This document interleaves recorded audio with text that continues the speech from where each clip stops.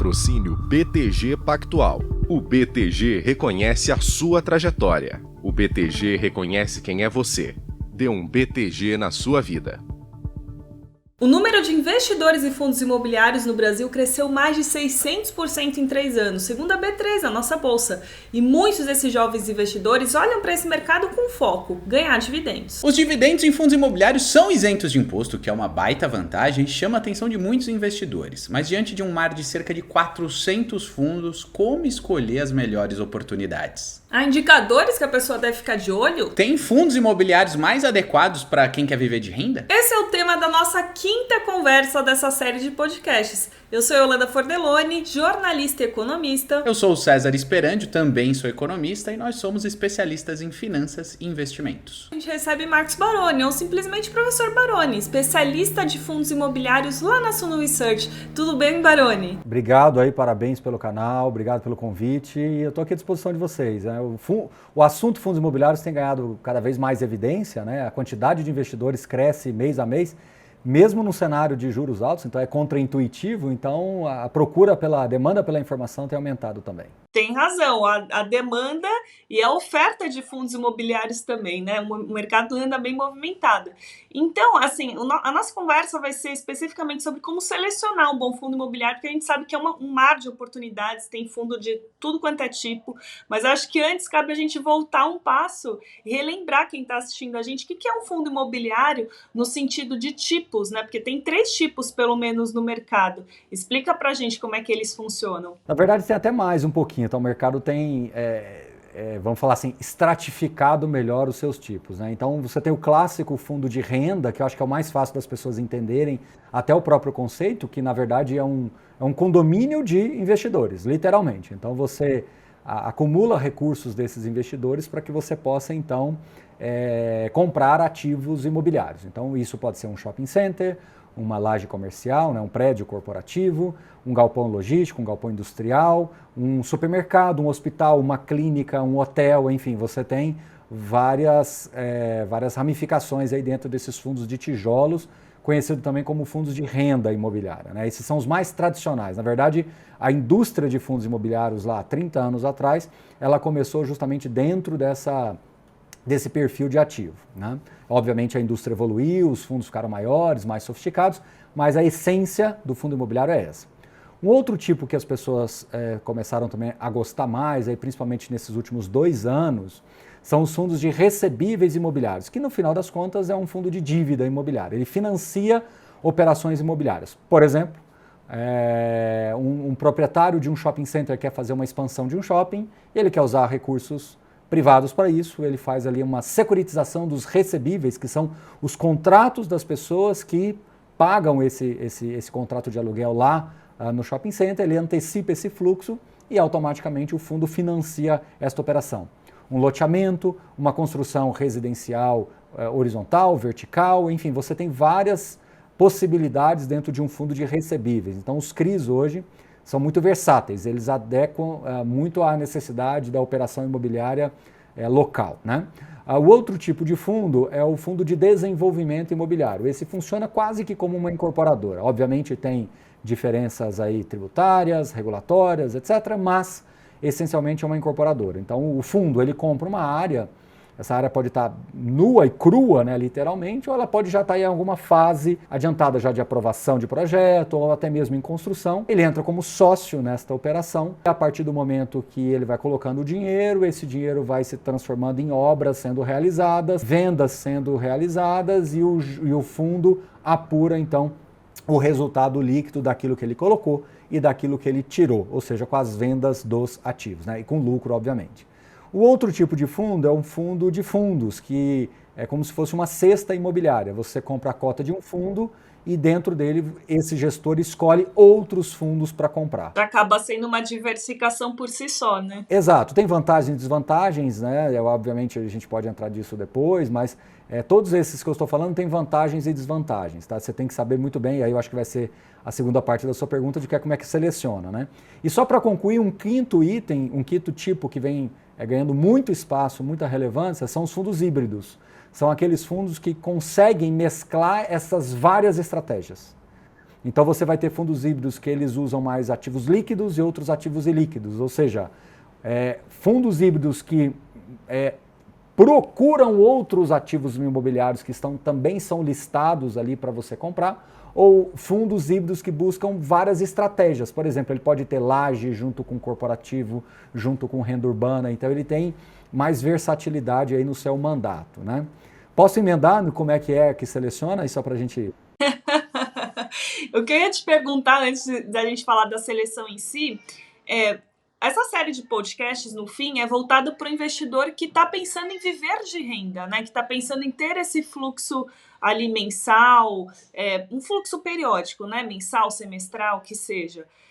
Pensando em viver de renda, dentre todos esses tipos que você especificou para a gente, existe alguns fundos que são melhores que outros, ou dentro de cada uma dessas categorias é possível sim selecionar boas pagadoras de dividendos, que tem esse fluxo, enfim, boas oportunidades para quem está de olho nessa estratégia? Essa minha resposta ela pode tranquilizar muito as pessoas ou preocupar demais. Vamos lá.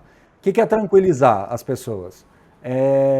Todos esses fundos, quando você olha um composto de uma carteira, você tem que olhar o time. Ninguém vai para uma Copa do Mundo com um jogador. Ninguém vem para a Copa do Mundo com 2 jogadores. Você vai com 22 ou 23, na verdade, jogadores. Então, quando você está falando de viver de renda, você não pode pensar em um fundo, né? Você tem que pensar num composto de fundos. Então, essa é a boa notícia da história. É possível viver de renda com fundos imobiliários quando você olha como uma composição, né? Agora a parte que preocupa.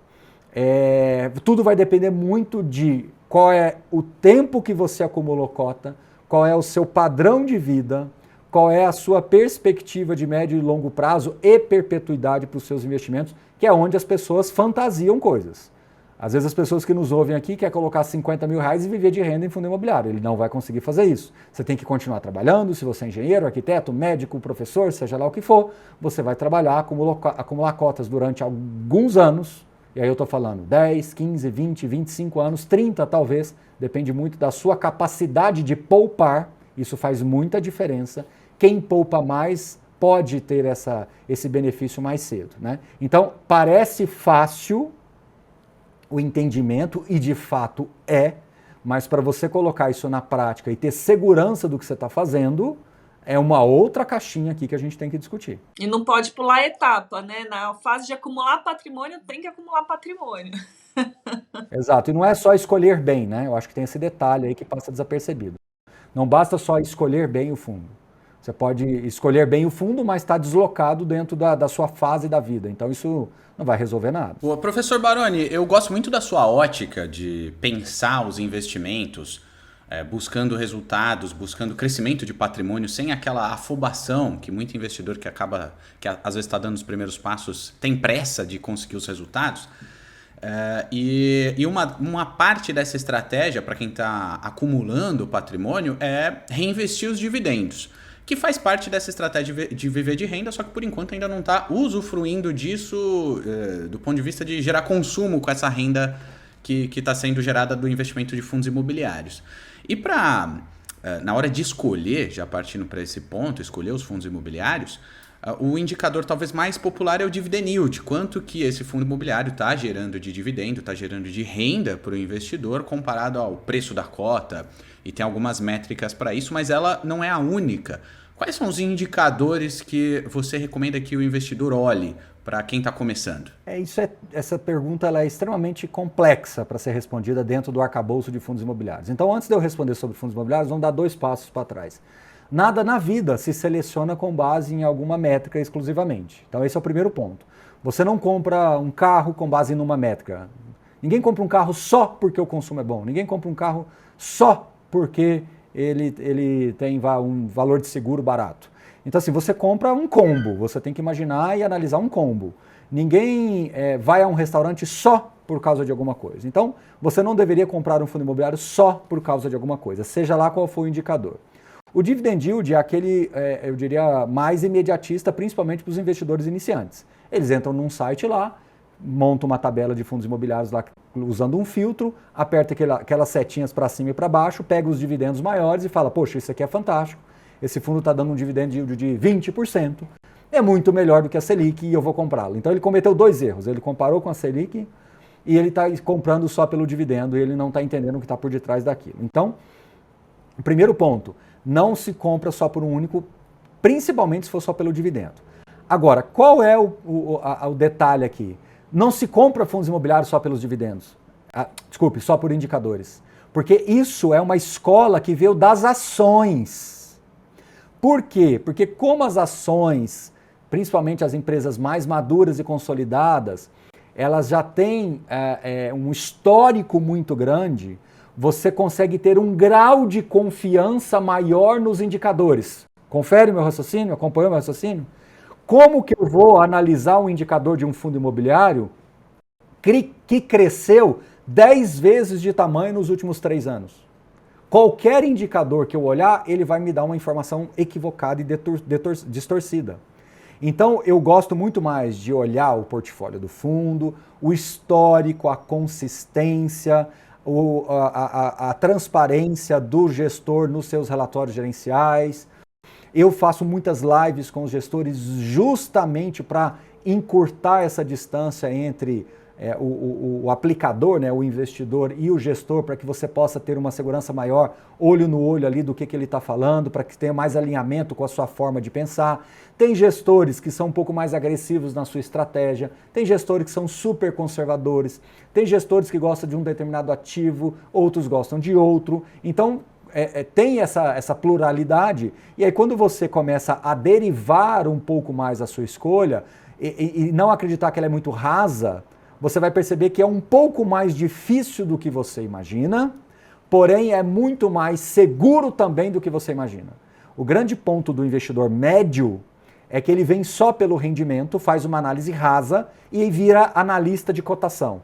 É bom porque subiu, é ruim porque caiu. E ele não faz uma análise mais adequada do ponto de vista da essência e do viés imobiliário do que está por detrás. Então, o recado que eu quero dar para todos vocês é que eu lamento muito, mas o seu vocabulário vai ter que melhorar. Porque você passou a sua vida toda ligando para o seu gerente e falar, aplica, resgata. Quanto paga?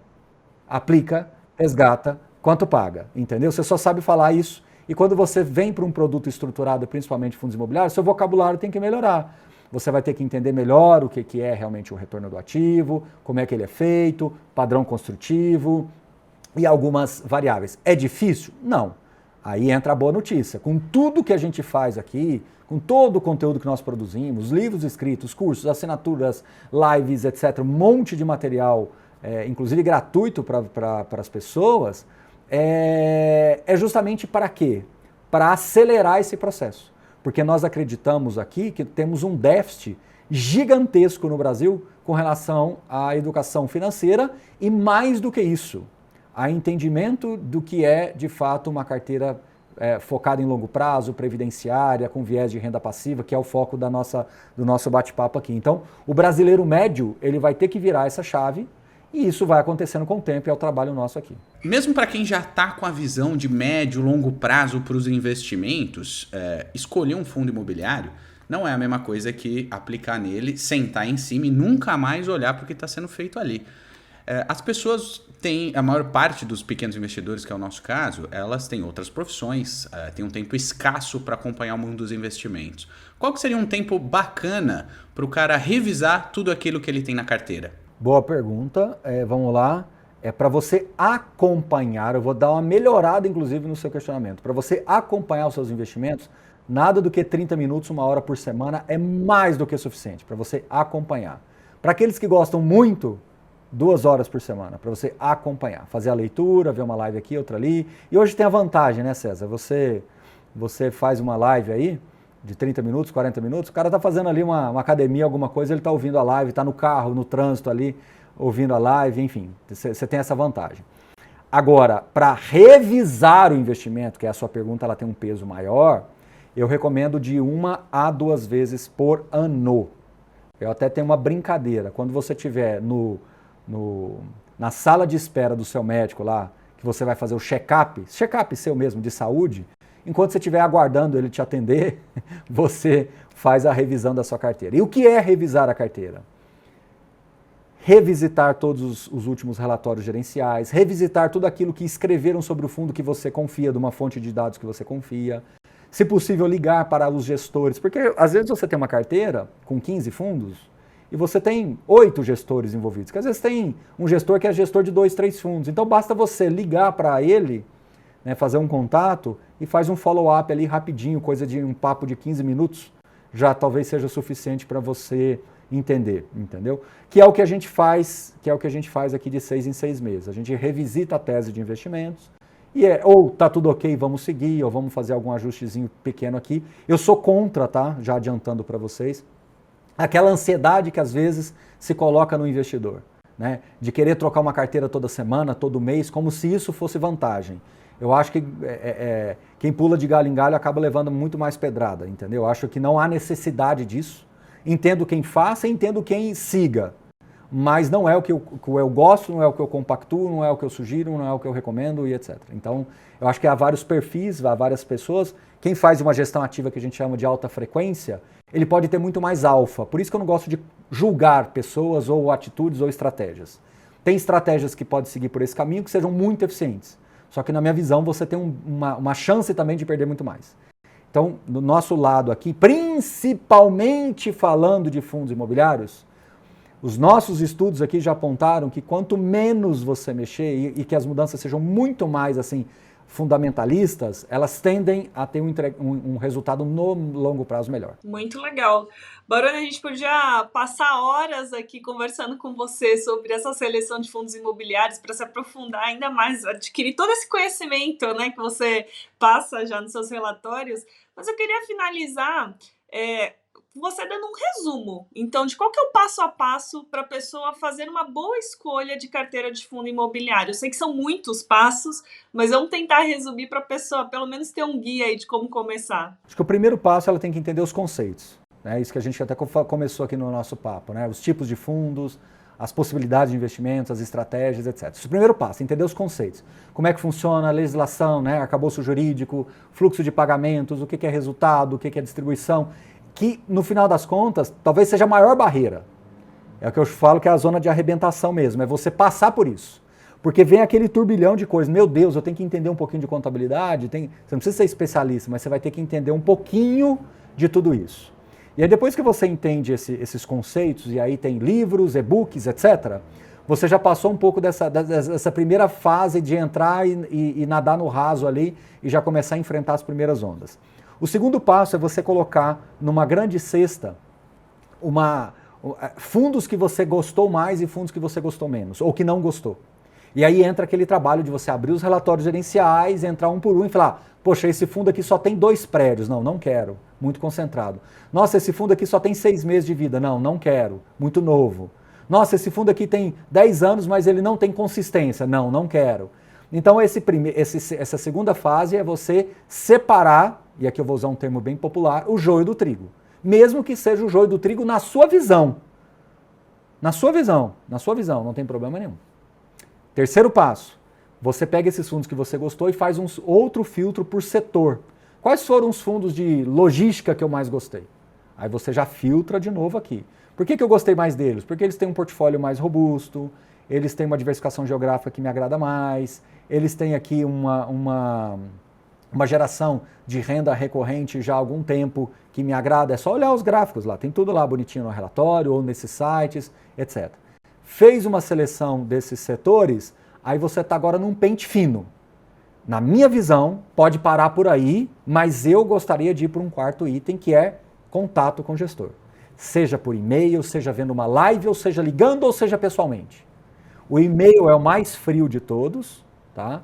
Ver uma live é um pouco melhor, fazer uma ligação esquenta um pouco mais, e ir pessoalmente na gestora é o melhor de todos os mundos. Eu, há 10 anos atrás, quando eu comecei realmente a colocar mais dinheiro em fundo imobiliário, 2012, ali 11, 12, 13, eu moro em Goiânia, né? Eu fui para São Paulo, visitei vários gestores, isso deu um cavalo de pau na interpretação de tudo.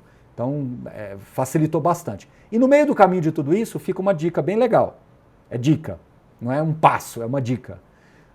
Pega o endereço, joga no Google Maps, dá uma sapeadinha ali na região, vê qual que é o DNA, a vocação daquela região. Isso ajuda muito, a tecnologia nessas horas ajuda muito a você tomar uma decisão aí do tipo de imóvel, né, que você gostou mais ou menos. Em jornalismo tem uma expressão, né, quando a pessoa vai fazer a reportagem, que é a arte de sujar os sapatos. Para você ser investidor também, né? Você tem que ter esse trabalho aí de ir a fundo no que você está investindo.